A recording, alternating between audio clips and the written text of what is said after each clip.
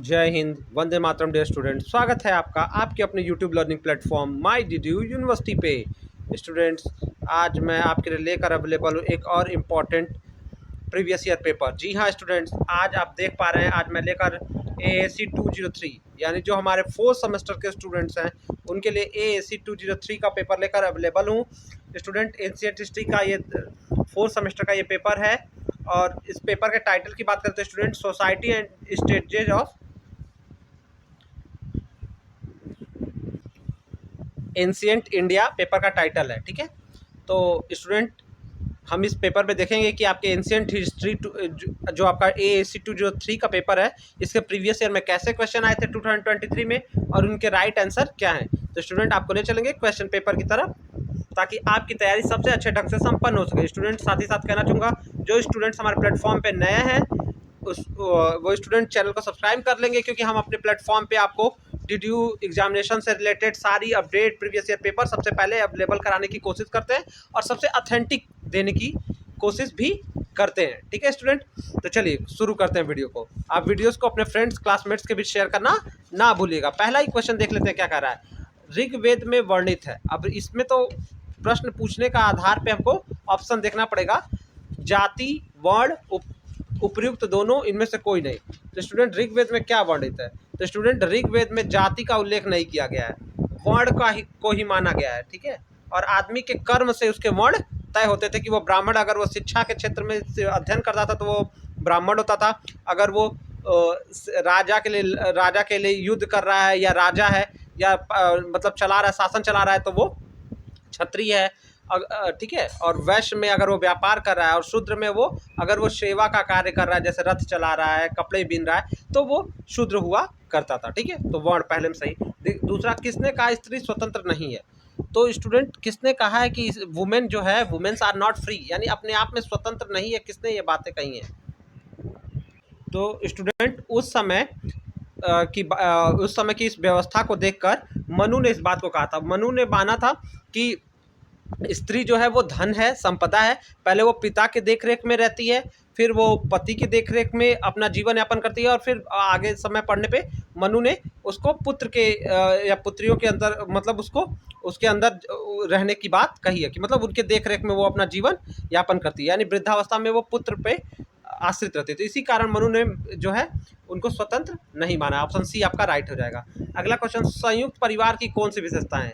बृहत आकार यानी बड़ा आकार, सीमित परिवार होता नहीं, कृषि उपयुक्त में से कोई नहीं। तो संयुक्त परिवार में जिसमें दादा दादी चाचा चाची सब लोग मिल के रहते हैं तो वो संयुक्त परिवार हुआ करता है, और वो अब आज भी हुआ करता था, जो बहुत कम हो गया है। तो इसका बृहत आकार इसका एक फीचर हो जाता है। ठीक है, अगला क्वेश्चन, कौन सा विवाह सर्वोत्तम था? कैसा विवाह जो है सर्वोत्तम था? तो स्टूडेंट, मनु ने 8 प्रकार के विवाहों की बात की है, जिसमें ब्रह्म विवाह, प्रजापत्य विवाह, दैव विवाह, असुर विवाह, पिशाच विवाह और गंधर्व विवाह, और भी इसमें बहुत सारे विवाह हैं। तो सर्वोत्तम उसने ब्रह्म विवाह को माना है। किसको माना है? ब्रह्म विवाह को सर्वोत्तम माना है। ठीक है, चलिए ये भी याद रखिएगा, मनु ने 8 प्रकार के विवाह का जिक्र किया है। ठीक है स्टूडेंट, अगला क्वेश्चन, वर्ण शब्द का अर्थ है। स्टूडेंट, इस पेपर से मिलता जुलता पेपर आपका AAC 104 भी है। तो स्टूडेंट, अगर 104 105 को भी आप जाके देख लीजिएगा, भले ही आप 4th सेमेस्टर में है, 2nd सेमेस्टर का भी वीडियोस हमने अपलोड किया, वो भी देखिएगा, क्योंकि दोनों पेपर के क्वेश्चन मैंने बहुत बार देखा है कि आपस में इंटरचेंज यानी बदले हुए मिलते हैं, तो उसको भी आप देखना ना भूलिएगा। अगला क्वेश्चन, वर्ण शब्द का अर्थ है। तो वर्ण शब्द का अर्थ क्या होता है स्टूडेंट? वर्ण का शब्द का अर्थ है वर्ण करना, यानी जिसको धारण किया जा सके। वर्ण का अर्थ होता ही है वर्ण करने योग्य, धारण करने योग्य। तो वर्ण कैसे तय होता था?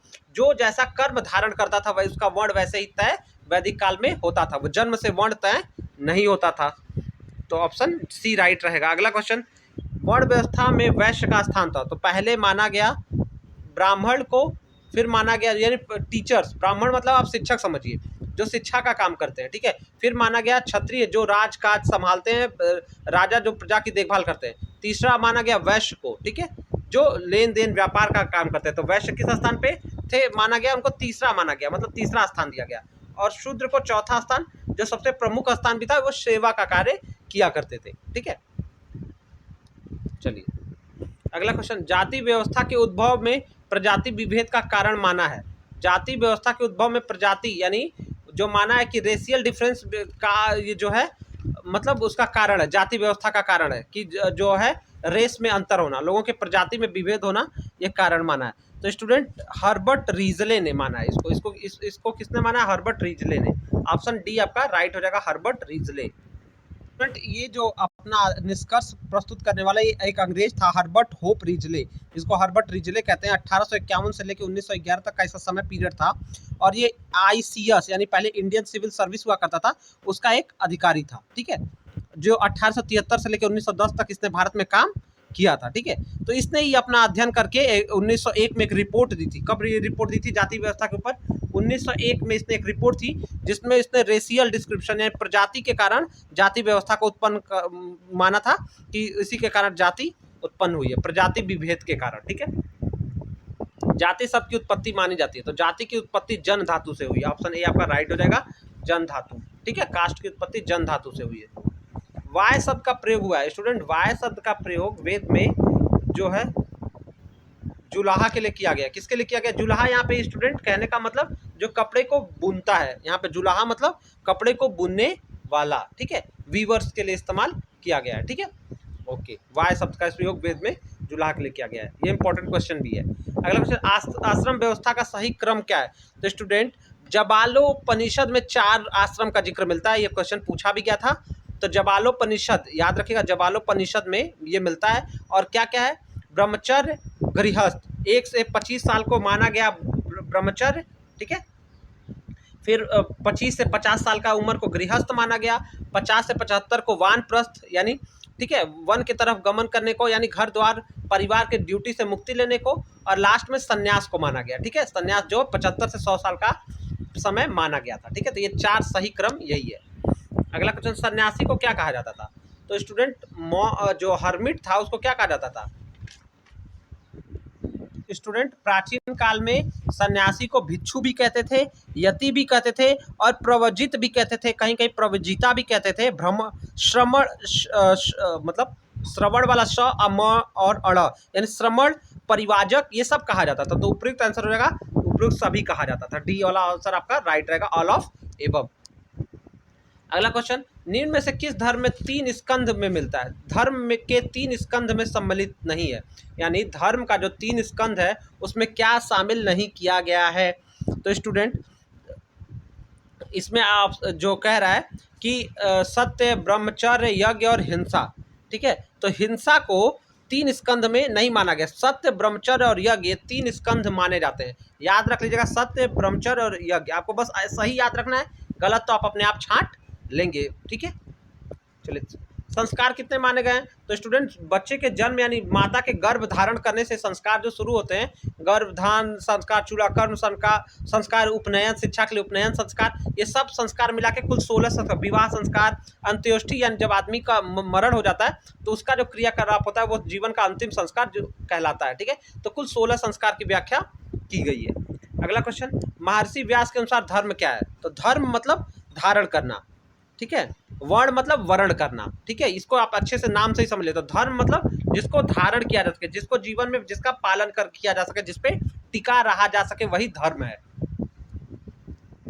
अगला क्वेश्चन, समावर्तन संस्कार का आयोजन कब होता था? तो स्टूडेंट जैसे आप फेयरवेल कहते हैं ना, जब स्कूल में आपका ग्रेजुएशन की पढ़ाई कर लेते हैं, पीजी की पढ़ाई कर लेते हैं, तो आपका फेयरवेल होता है ना। तो विदाई समारोह को, शिक्षा ग्रहण करने के बाद जो विदाई समारोह होता था तो उसी को समावर्तन कहते थे। शिक्षा की समाप्ति पे होने वाला संस्कार जो है वो समावर्तन संस्कार कहलाता था। ठीक है, तो ऑप्शन बी आपका राइट रहेगा। अगला क्वेश्चन, निम्नलिखित में से पुरुषार्थ है, पुरुषार्थ क्या है?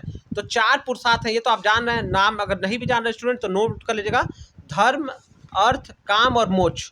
ठीक है, तो पुरुषार्थ इसमें से क्या है? 4 पुरुषार्थ है, धर्म, अर्थ, काम, मोक्ष। तो इसमें धर्म दिया हुआ है, अगर धर्म अर्थ भी रहता, काम भी रहता और मोक्ष रहता तो चारों हो जाते। ठीक है, तो इसमें से एक कौन सा है? धर्म दिया हुआ, तो धर्म हमारा हो जाएगा। अगला क्वेश्चन, 16 संस्कार में क्या नहीं था? नामकरण, विवाह, गर्भाधान और मोक्ष।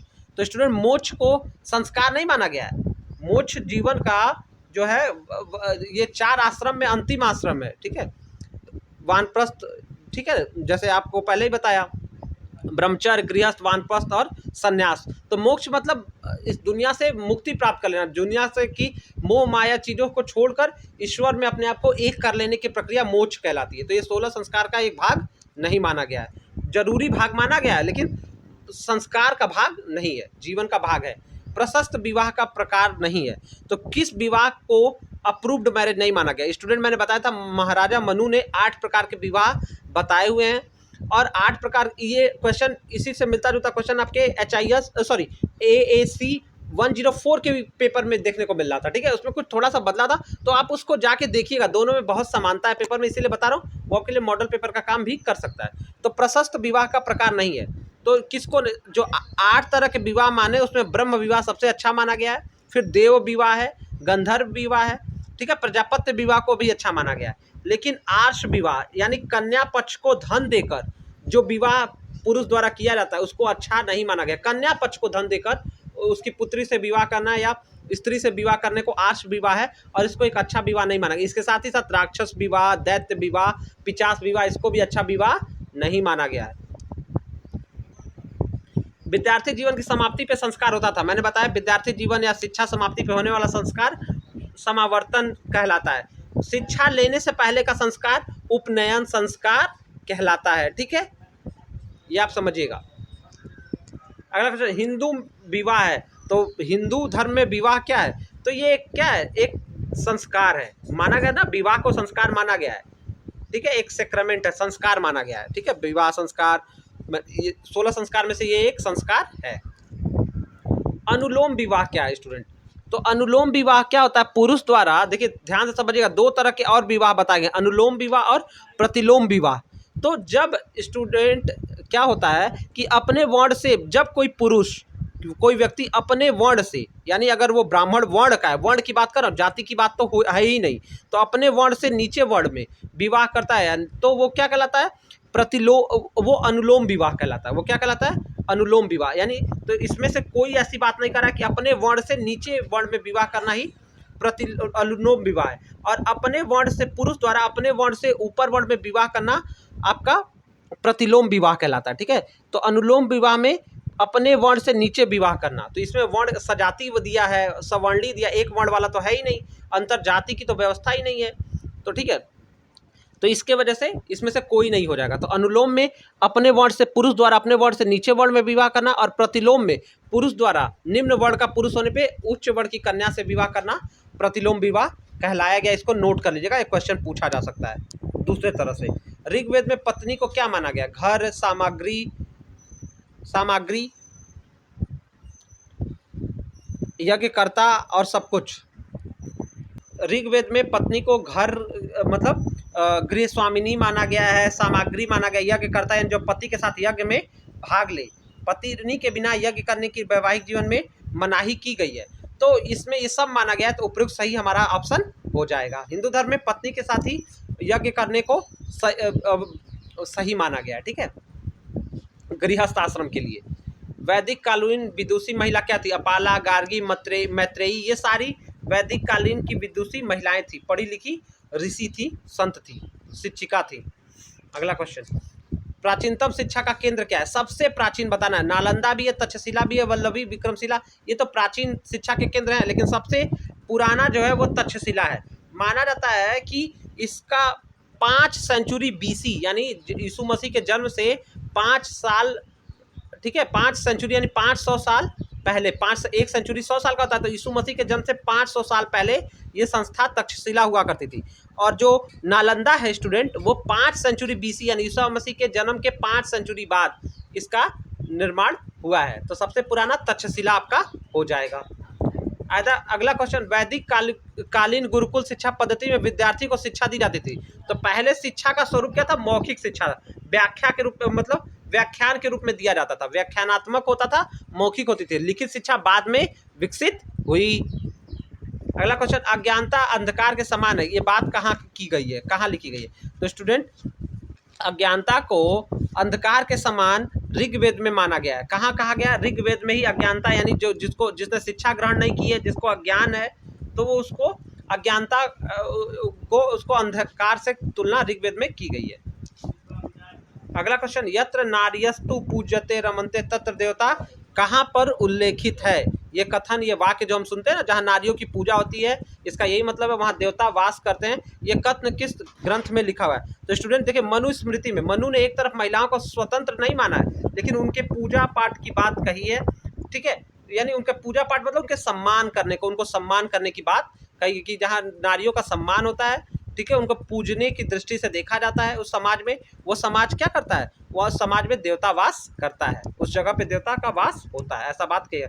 ब्रह्मा के मुख से किस वर्ण की उत्पत्ति हुई है? तो स्टूडेंट ब्रह्मा के हिसाब से विराट पुरुष, ब्रह्मा को कई जगह विराट पुरुष भी मिलेगा, तो विराट पुरुष के हिसाब से मुख से ब्राह्मण की, भुजा से क्षत्रिय की उत्पत्ति है, ठीक है। और माना जाता है पैर से सेवा करने के भाव से शूद्र की उत्पत्ति है, ठीक है। तो ये भी आप देख लीजिएगा। अगला क्वेश्चन, वैदिक काल में कितने प्रकार के वर्ण थे? तो 4 वर्ण हुआ करते थे, ये तो आप जान ही रहे हैं, ब्राह्मण, क्षत्रिय, वैश्य और शूद्र। 4 वर्ण ही वैदिक काल में हुआ करते थे, जो कर्म से तय होते थे, ना कि जन्म से। जाति का अर्थ क्या है? अब जाति देखिए, अब जाति मतलब जन्म से, जो जन्म से आपको मिलती है वो जाति होती है, और कर्म से जो होता था वो वर्ण होता था, ठीक है। तो जाति का अर्थ है जन्म से। अगला क्वेश्चन, तीसरा पुरुषार्थ क्या है? तो छात्रों, स्टूडेंट्स, 4 पुरुषार्थ हैं। पहला है धर्म, दूसरा है अर्थ, तो इसमें पहला आपका क्या हो जाएगा? धर्म, दूसरा है अर्थ, तीसरा है काम और चौथा है मोक्ष। ये 4 पुरुषार्थ है। तो तीसरा पुरुषार्थ क्या हो गया? अर्थ आपका तीसरा पुरुषार्थ हो गया। धर्म नहीं, अर्थ आपका काम दूसरा पुरुषार्थ है, और काम जो है ये आपका तीसरा पुरुषार्थ माना गया है। तो बी वाला ऑप्शन आपका राइट हो जाएगा। अगला क्वेश्चन, भारतीय समाज में कितने प्रकार के पुरुषार्थ हैं? तो ये तो मैंने बताया 4 प्रकार के पुरुषार्थ हैं, धर्म, अर्थ, काम और मोक्ष। तो ऑप्शन सी आपका राइट रहेगा। पेपर तो ठीक आया था स्टूडेंट, अच्छा पेपर था, आसान पेपर था। किस साहित्य में सर्वप्रथम 4 आश्रमों का उल्लेख है? ये प्रश्न मैंने आपको पहले ही बताया कि 4 आश्रम का उल्लेख हमको जबालोपनिषद में मिलता है। जबालोपनिषद में पहली बार 4 आश्रम का जिक्र मिलता है। इससे पहले स्टूडेंट एक प्रश्न और बता देना, उससे भी पहले एक उपनिषद आया जिसमें 3 ही आश्रम की बात की गई, जिसका नाम छंदोग्य, छंदो आधा ग और यह, छंदोग्य उपनिषद में 3 प्रकार के आश्रम की बात की गई, जिसमें आपका जो था ब्रह्मचर्य, गृहस्थ और वानप्रस्थ, इन 3 ही आश्रमों की बात की गई थी, ठीक है। संन्यास की बात उसमें नहीं की गई है छंदोग्य में, और 4 आश्रम की बात जबालोपनिषद में की गई। ऑप्शन ए आपका राइट रहेगा। त्रिवर्ग है, 3 वर्ग किसको माना गया? तो त्रिवर्ग जो स्टूडेंट धर्म, अर्थ, काम का जो शुरू का 3 है, जो पुरुषार्थ का शुरू का 3 पुरुषार्थ है, उसी को त्रिवर्ग माना गया। तो धर्म, अर्थ, काम को त्रिवर्ग माना गया है, ठीक है, इसी को त्रिवर्ग माना गया, धर्म, अर्थ, काम को। मोक्ष इसमें समाहित नहीं होता है। प्राचीन भारत में कितने प्रकार के विवाह थे? तो स्टूडेंट प्राचीन भारत में 8 प्रकार के, मैंने बताया ना, मनु ने 8 प्रकार के विवाह का जिक्र किया है अपनी पुस्तक में, ठीक है। 8 प्रकार के विवाह, जिसमें ब्रह्म विवाह को श्रेष्ठ माना गया है, ठीक है। अगला प्रश्न, प्रथम महायज्ञ क्या है? तो स्टूडेंट प्रथम महायज्ञ, 5 महायज्ञ में से प्रथम महायज्ञ जो है स्टूडेंट, वो ब्रह्म यज्ञ को माना गया। ब्रह्म यज्ञ को क्या माना गया है? प्रथम महायज्ञ माना गया है। स्टूडेंट यहाँ पे ब्रह्म यज्ञ मतलब क्या होता है कि गृहस्थ आश्रम में पुरुष और स्त्री द्वारा प्रवेश करने के बाद भी धर्म कर्म का काम, ब्राह्मण ग्रंथ, वेद का अध्ययन, वेद के ब्राह्मण ग्रंथ का अध्ययन, आरण्यक का अध्ययन, उपनिषद और पुराण के अध्ययन करने को ही क्या माना गया है? ब्रह्म यज्ञ या ऋषि यज्ञ इसको कहा गया है। तो ऑप्शन सी आपका राइट रहेगा। उसको यज्ञ करने को नहीं, उसके अध्ययन को ही एक यज्ञ माना गया है। यज्ञ मतलब जिसको किया जा सके। अगला क्वेश्चन, सबसे प्राचीन ब्राह्मण साहित्य कौन सा है?